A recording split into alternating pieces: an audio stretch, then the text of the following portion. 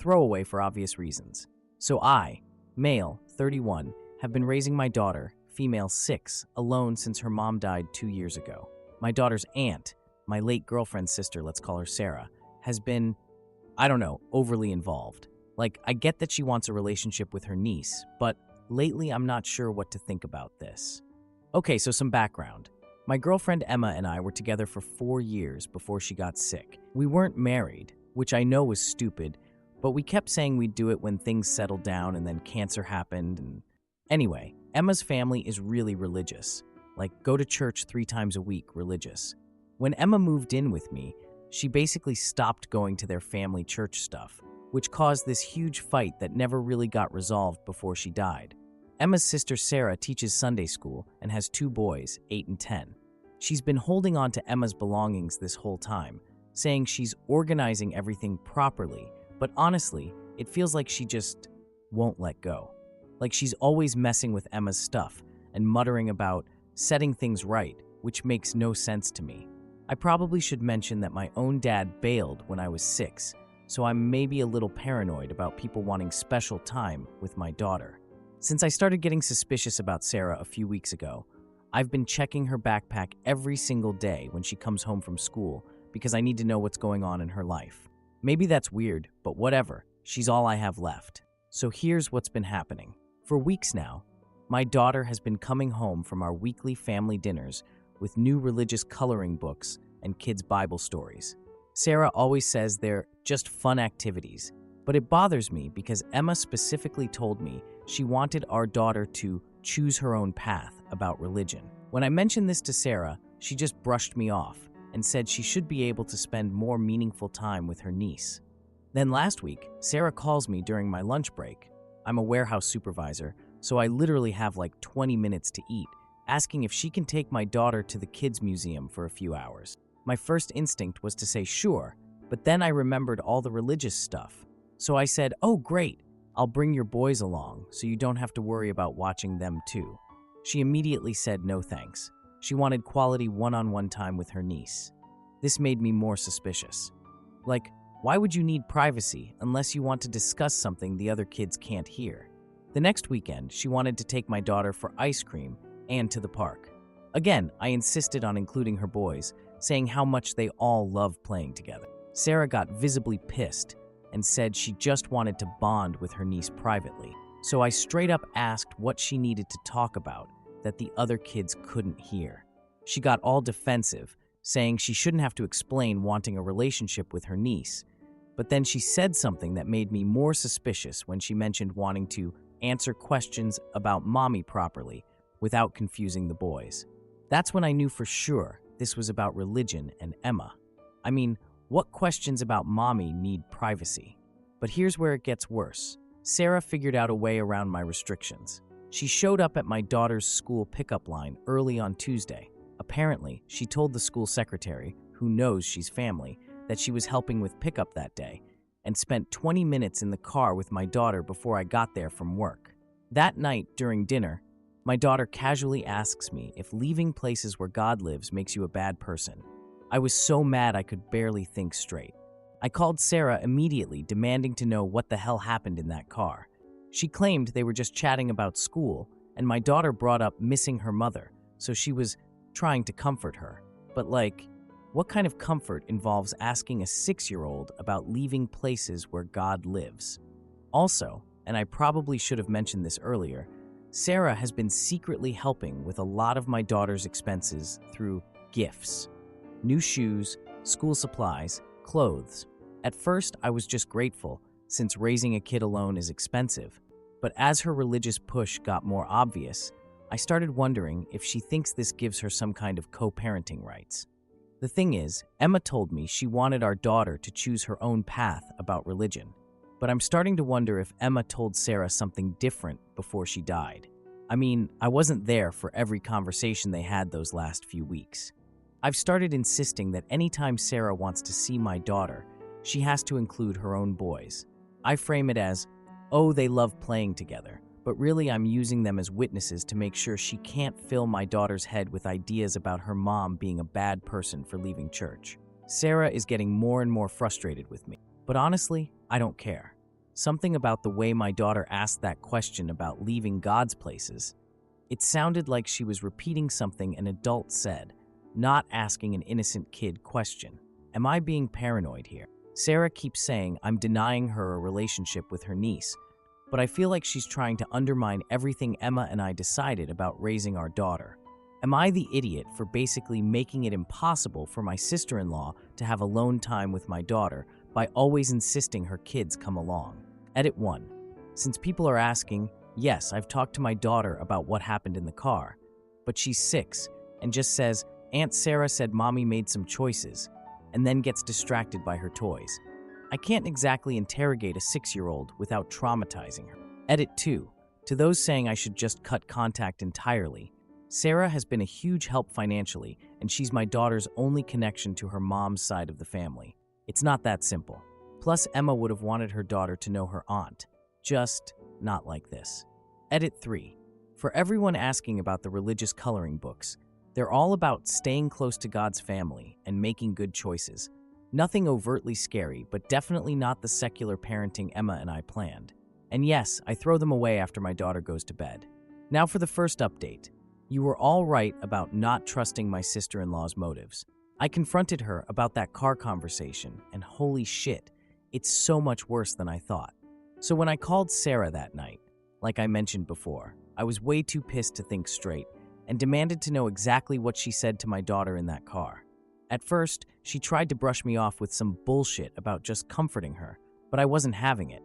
I mean, I supervise a warehouse crew, so I know when people are dodging questions. I kept pushing, and finally she admitted that yeah, she's been explaining to my daughter that her mom made some choices that had consequences, and that it's important to stay close to God's family. Which, like, what the hell does that even mean to a 6-year-old, you know? When I asked her to be more specific about what consequences means, because I'm thinking about my kid asking if leaving God's places makes you bad, Sarah got all evasive and said she was just answering my daughter's questions about heaven in ways kids can understand. But then she accidentally mentioned that she's been getting guidance from her pastor about how to handle these conversations. Getting guidance. Like she's been talking to people about what to say to my kid instead of just normal aunt stuff. Anyway, the next weekend I had to take my daughter over there for a visit. I'd already promised and didn't want to seem like I was making excuses. I'm standing in their kitchen talking to Sarah's husband when I hear my daughter telling their boys that some people who leave God's house don't get to be with their families in heaven. The boys looked confused as hell and asked their mom what that meant. Sarah quickly changed the subject to snacks or whatever, but I was pissed. I waited until we could talk privately and confronted her. That's when she admitted she's been talking to her pastor and seeking guidance about her legal options regarding my daughter's religious education. When I demanded to know what legal options meant, she finally said she'd talked to her church's family lawyer about whether relatives have rights to make sure kids get spiritual guidance. Her church has a family lawyer. Of course they do. I think I mentioned this before, but Sarah's been helping with expenses through gifts, new shoes, school supplies, clothes. At the time I was just grateful because raising a kid alone is expensive as hell, but now I'm wondering if she thinks this gives her some kind of, I don't know, co-parenting rights. Or like ammunition if she actually tries to do something legal. My dad bailed when I was 6, so I'm probably oversensitive about people wanting special relationships with my daughter. But this feels different. This feels like something else is going on. So yesterday, I called her again because I couldn't stop thinking about that heaven comment. I directly asked what she meant by consequences and not being with family in heaven. Sarah got super defensive, but finally explained that she told my daughter her mother was somewhere bad because Emma stopped going to church before she died. I completely lost my shit. Like, I started yelling about what the hell that means to a 6-year-old, and Sarah got all defensive saying she never used the word hell, like that makes it better. But then she admitted she believes Emma is paying for leaving her faith and that someone needs to stop my daughter from going down the same path. She actually said my daughter has a right to know the truth about her mother's spiritual choices. The truth, to a 6-year-old who misses her mom. I'm honestly freaking out here. Emma specifically told me she wanted our daughter to choose her own path about religion, but I'm starting to wonder if she told Sarah something different in those last few weeks when I wasn't around for every conversation. What if Sarah thinks she's honoring some deathbed promise or something? But even if Emma did say something, which I doubt, scaring a grieving kid with stories about her mom being in some spiritual punishment place is fucked up. Right. I'm not overreacting here. The worst part is Sarah genuinely seems to think she's saving my daughter's soul. Like, she's not being malicious, I think. She honestly believes that scaring a 6-year-old about hell or whatever is how you protect them, which somehow makes it worse because you can't reason with someone who thinks God is on their side. I've been checking my daughter's backpack every day since this started and throwing away those religious coloring books after she goes to bed. But now I'm worried about what else Sarah might be telling her that I don't know about. What if she's been building up to this for weeks? What if there's more? I need advice. Do I cut contact entirely? Get a lawyer myself? I don't even know what my rights are here, since Emma and I were never married. Sarah's been my daughter's only connection to Emma's family, and she's been helping financially, but I can't have her filling my kid's head with ideas about her mom being in some bad place for leaving church. Emma would be horrified. Edit 1. To everyone asking what my daughter actually knows, she's been asking if Mommy made God sad and whether we should go back to God's house so Mommy can visit us. She's 6, so she repeats stuff without understanding it, but it's clearly messing with her head. 2. Yes, I've started writing down everything. Writing down dates and what my daughter says when she comes home. I have a feeling I'm going to need evidence of this at some point. Now for the second update. Thanks to everyone who told me to keep track of everything and get witnesses. You guys were totally right about needing proof. So Christmas dinner happened 3 days ago at my sister-in-law Sarah's house, and holy shit. After that big phone call where Sarah admitted she'd been telling my daughter Emma was in a bad place, I almost canceled Christmas entirely. But then I remembered what you guys said about needing witnesses, and I realized I needed her own family to see what she was doing firsthand. I went there planning to record what she was doing in front of her family, but I had no idea it would blow up like this. Okay, so some background first. Sarah's parents are religious, but like normal religious. Her dad's on the local school board, and her mom teaches kindergarten at the public school. She's retired now, but still subs sometimes. They go to church every Sunday, but they're not intense about it like Sarah has gotten. Her husband Dave has been getting quieter and quieter lately whenever Sarah goes on her religious rants. I almost didn't go. After Sarah admitted she'd been telling my daughter that Emma was in some spiritual punishment place, part of me wanted to cut all contact immediately. But I kept thinking about what you guys said about needing witnesses and keeping track of stuff. Plus, I realized that if this was going to end up in any kind of legal situation, whether about custody of my daughter or Dave's kids, I needed Sarah's own family to see what she was doing firsthand. One phone call could be dismissed as a misunderstanding, but I needed solid proof. The dinner was supposed to be Sarah and Dave, their 2 boys, 8 and 10, me and my daughter, plus Sarah's parents. Normal family Christmas dinner, right? Wrong. It started during grace. Sarah always does this long prayer thing, but this time she kept making these pointed comments about family members who had strayed from God's path and praying for those who had turned away. She kept looking directly at me and my daughter while saying this stuff. Her own mother looked uncomfortable as hell. Her dad cut the prayer short with a firm amen. When Sarah started getting into consequences for those who reject the Lord's guidance, I could tell he was annoyed but trying to keep things civil for Christmas.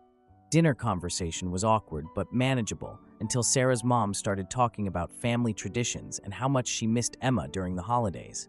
She was asking my daughter about her favorite Christmas memories with her mom, just normal grandma stuff.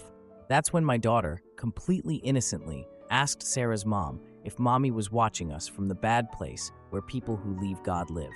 The entire table went silent.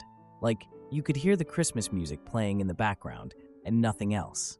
I realized that despite all my confrontations with Sarah, I'd never actually told her parents what she'd been saying to my daughter. Sarah's mom just stared at my daughter for a good 10 seconds before asking what she meant by the bad place. My daughter, still in that innocent 6-year-old way, explained that Aunt Sarah says people who leave God's house go to the bad place and can't visit their families anymore. She wanted to know if that's where Mommy is. Sarah's face went white. Her mom's expression, I've never seen someone look so horrified and furious at the same time. Sarah's mom swore, which tells you how upset she was, and demanded to know where this child learned this language about a bad place. Sarah tried to backtrack immediately, started talking about how she was just answering honest questions about faith and teaching about spiritual consequences, but her mom wasn't having it. Sarah's mom got louder, asking if Sarah had told this baby that her mother was in hell, a 6-year-old who lost her mother to cancer. That's when Sarah made it worse by trying to defend herself. She said something about how Emma made choices that had consequences, and how she was just making sure my daughter understood the truth about salvation. Her mom completely lost it. Started talking about how scaring a grieving child with images of hell isn't Christian love, it's hurting kids on purpose. Those were her exact words, I swear. She demanded Sarah apologize to my daughter right then and there. But then Sarah's dad jumped in, and things got really bad for Sarah. See, he's on the school board and immediately realized the professional implications. He asked Sarah, point blank, if she's been using these teaching methods with her students at the Christian elementary school where she works. Sarah got all defensive and said she was just providing spiritual guidance to children who need it, which was basically admitting she has been doing this stuff at school too. Her dad's face, he looked like he was going to be sick. He said, as a school board member, he has a legal obligation to report concerns about potential harm to students. The school board has very specific policies about age-appropriate religious instruction, even at Christian schools. That's when Dave, Sarah's husband, finally spoke up. He'd been sitting there looking increasingly uncomfortable this whole time, but when his father-in-law mentioned reporting concerns to the school administration, Dave just didn't hold back anymore. He said he's been questioning their approach to faith for months because Sarah has become obsessed with judging and punishing instead of loving. He announced right there at the dinner table that he's taking their boys to his mother's house for the rest of the holidays because he won't have them exposed to this version of Christianity that hurts children. The boys looked confused as hell. They're 8 and 10, so they kind of understood something big was happening, but not really what. Dave started packing up their stuff right then and there. Sarah was crying and begging him not to leave, saying she was just trying to save souls and protect children from making the wrong choices. But Dave said watching her scare a grieving 6-year-old was his breaking point. I honestly just sat there watching this family fall apart around my daughter and me. I went there hoping to record Sarah's actions in front of witnesses, but I never expected her own family to turn on her so completely. Her parents ended up taking me and my daughter home early while Sarah was still crying in her kitchen, and Dave was loading the boys into his car. Her mom apologized about 50 times during the car ride and promised they would handle this situation appropriately. Her dad said he'd be making some phone calls after Christmas about Sarah's position at the school. Apparently, even Christian schools have policies about harming young students, and what Sarah admitted to doing crosses those lines. I keep thinking about how Emma would feel about all this. On one hand, I think she'd be devastated that her sister destroyed her own life this way. But on the other hand, Emma was very clear about wanting our daughter to choose her own path about religion without pressure or fear tactics. My daughter asked me on the way home if Aunt Sarah was in trouble for teaching wrong things about Mommy. I told her that sometimes grown-ups have arguments about how to talk to kids about important things, and that Mommy loves her no matter what anyone says about heaven or bad places.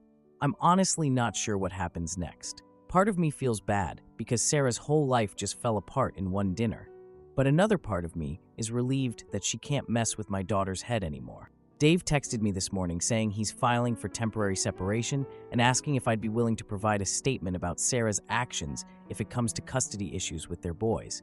Apparently this has been building for a while, and Christmas dinner was just the final straw. So yeah, I got the witnesses and proof I needed, but holy shit, I didn't expect it to destroy her entire life in 2 hours. Edit. 1. Since people are asking, 1. My daughter seems okay, but confused about why everyone got so upset. I'm probably going to find a child therapist to help her process all this stuff about her mom and religion without more trauma. Number 2. To those wondering about Emma's belongings that Sarah has been organizing, her mom already called me about getting those back to us as soon as possible. Apparently, Sarah had been using them as some kind of leverage that nobody else in the family knew about. 3. Yes, I'm keeping detailed notes about everything that happened yesterday in case I need them for anything legal. Dave wasn't kidding about possibly needing statements for custody issues. Number 4. For everyone asking about the school situation, Sarah's dad said he'll be making his report to the administration this week. Apparently, several other parents have had concerns about their kids coming home with nightmares after Sarah's religious instruction classes, so this isn't just about my daughter.